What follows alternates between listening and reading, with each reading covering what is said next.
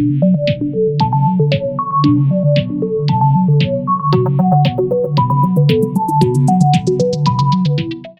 నా ఇల్లేగా, మా ఇంట్లోనే ఉన్నాను, హైదరాబాద్లో ఉన్నాను. సో నేను విన్నాను పొద్దున్నుంచి, నాకు ఫోన్లు రావడం జరిగింది. నేను కూడా వీడియో క్లిప్ చూశాను. మన మీడియా మిత్రులు చాలామంది నన్ను అడిగి క్లారిఫై చేసుకున్నారు. వాళ్ళ దాంట్లో రాలేదు నాకు తెలిసి. చాలా ఇట్లా శ్రీకాంత్ ఇలా బెంగళూరులో రేవ్ పార్టీకి వెళ్ళాడు, హేమ వెళ్ళింది, ఈ టైప్లో ఏవో వచ్చినాయి. నిజంగా నాకు నవ్వు వచ్చింది. ఇంట్లో వాళ్ళందరూ నవ్వుకున్నాం. ఇదేంటిది, మొన్న ఏమో విడాకులు ఇచ్చి పిచ్చేశారు నా భార్యతో, ఈరోజేమో రేవ్ పార్టీలకి వెళ్ళాడు అని వచ్చేసినాయి. కానీ ఒకటి, వాళ్ళు కొంచెం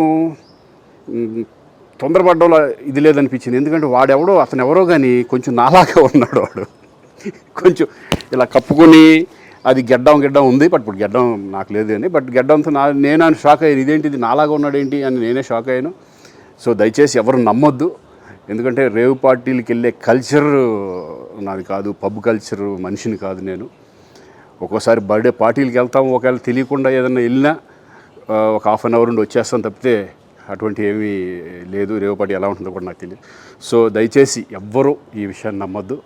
హ్యాపీగా నేను హైదరాబాద్లో ఉన్నాను, మా ఇంట్లోనే. ఇప్పుడు మా ఇంట్లో నుంచే నేను ఇది చేస్తున్నాను.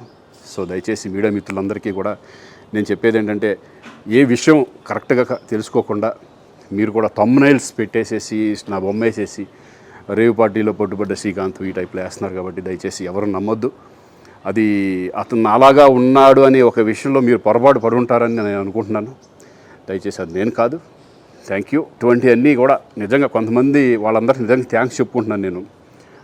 కొంతమంది మీడియా మిత్రులు నాకు డైరెక్ట్గా తెలుసు కాబట్టి, వాళ్ళ ఫ్రెండ్స్ లాగా నన్ను ఇచ్చేస్తారు కాబట్టి, వాళ్ళందరూ నన్ను డైరెక్ట్గా అడగడం, నేను చూసి ఇద్దరు నవ్వుకోవడం, వాళ్ళు వాళ్ళ దాంట్లో వేయకుండా చూశారు కొంతమంది.